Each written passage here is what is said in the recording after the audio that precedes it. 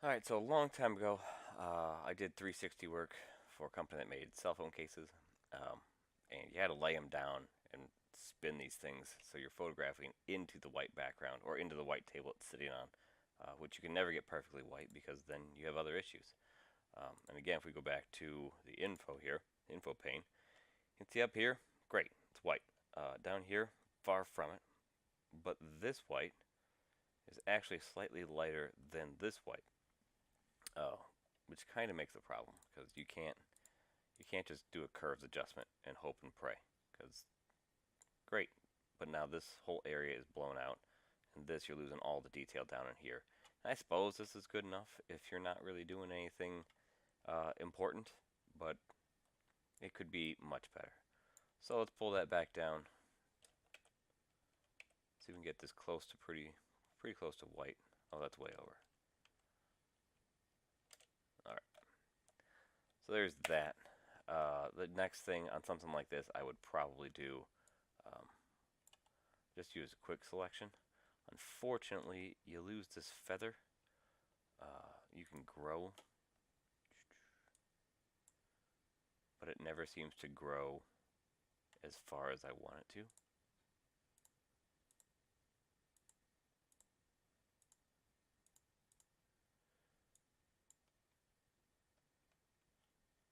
So there, it picked up a little bit over there. Hooray! I mean, that really does nothing for you.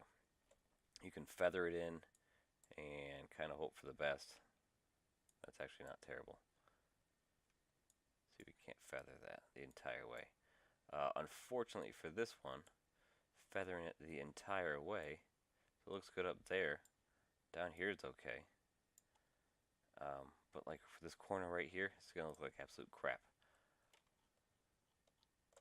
Let's delete that. Alright, so now you have this halo sitting around it with all those little dots. So that doesn't work out. So something like this, what I do is I use the pen tool because you can go along the outside.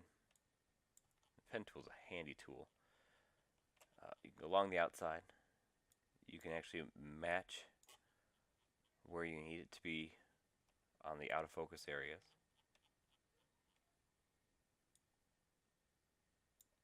Cover these curves perfectly.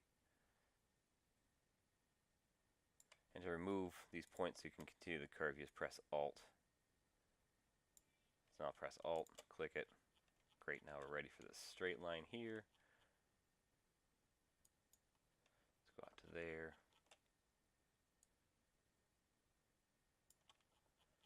To there.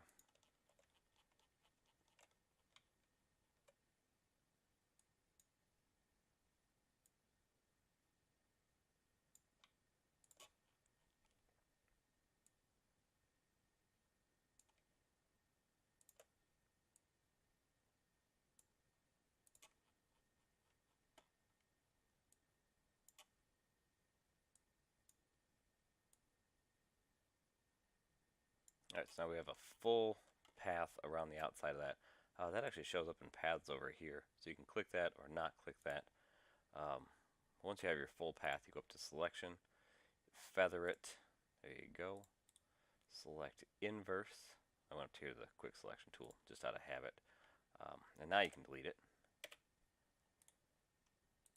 And now you'll see that the whole thing, a little touch up there to do. That was just because I was too quick. Oof, that's way too big.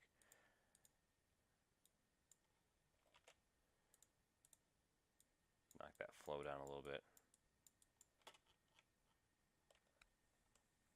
But you don't have those huge halos along the outside.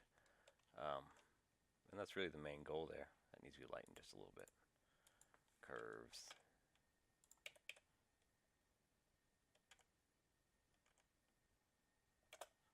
There. And so that's that one. And that's something you can set up as an action, the lightning and removing the background at that point once you do your curves, which is super handy.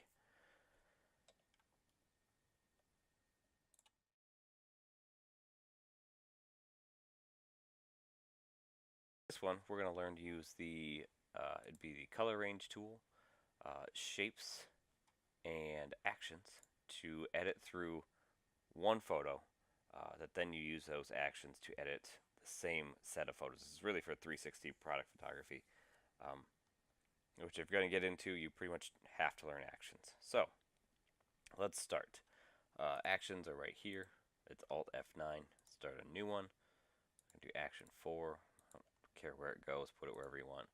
I set mine to F5 just because. You don't have to.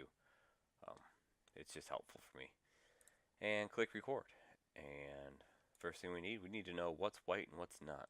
So this whole area is white. If you watch that, it's 255 across the board till we get to over here, which is fine. And then this area down here is all in the 240s, and that's fine. And the goal here is to get rid of this color to make it 255. And alright, so with this, we don't care what happens probably in this area, or anywhere down here. We just need this thing to be white, apart from the object there. And that's because we're going to use shapes to cover up the rest of this junk. So let's get started. Start recording that. Go to select color range, and if you click, not Alt, plus, you can start picking up all these little shapes and shades. I'll add that back in. And as long as you don't get too close to this thing, you will never pick up this or the bamboo color. See what we got there. Not bad. So from here we go to select and mask. Let's feather that substantially. You don't want to feather it too substantially. Do 3. Shift that edge. Oh, wrong way. In. There we go. Pick that area up. Let's smooth that out pretty well. There we go. Now what we have is we have all of this area. We just hit delete on, and you're pretty close. Next up, let's go to here, fill. Oh, I can't see any of that.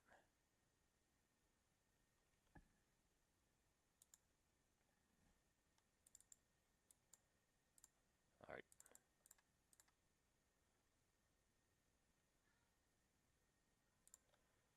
So that'll fill.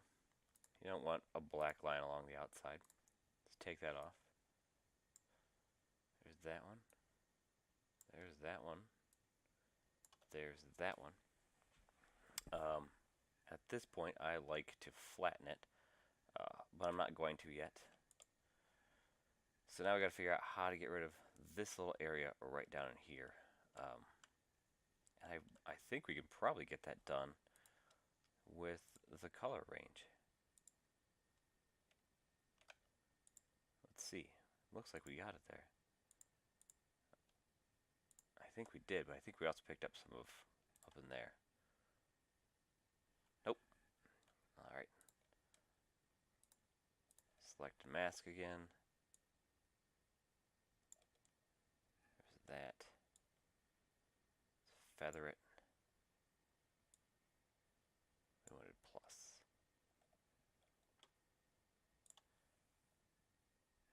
And there we go. Left us a little bit of cleanup work right down here. So you can just grab this tool. Don't use it so big. There you go. And now you have a perfectly white background. I would save it as a Photoshop document, but you can also merge the whole thing. So there. Now every time you open this, you can just run this action, or you can go over and automate it with a script or an image processor. So here you would choose you can open all your folder or all your files and run it through here, or you can do a folder and open and do it that way. I like to open them all, but that's just me.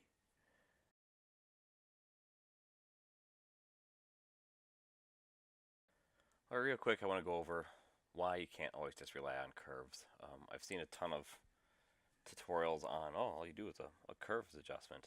But there are a lot of things out there in the world that just don't give you that opportunity. Now, this whole thing's a little overexposed and kind of gross looking, so it needs some contrast to begin with. There, that looks better. Um, and already, just in the contrast, I've already lost the top of this. Yep, that's completely gone.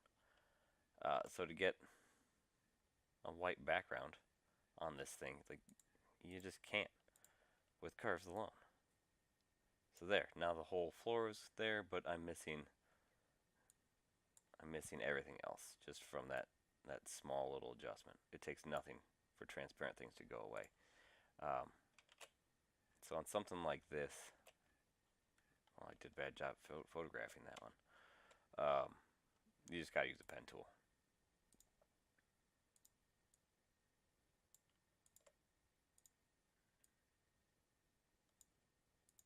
I'm doing a really dirty job of this. But the pen tool is great. And this is what you're going to use if you want to cut somebody out of a photo. Hooray! That's done.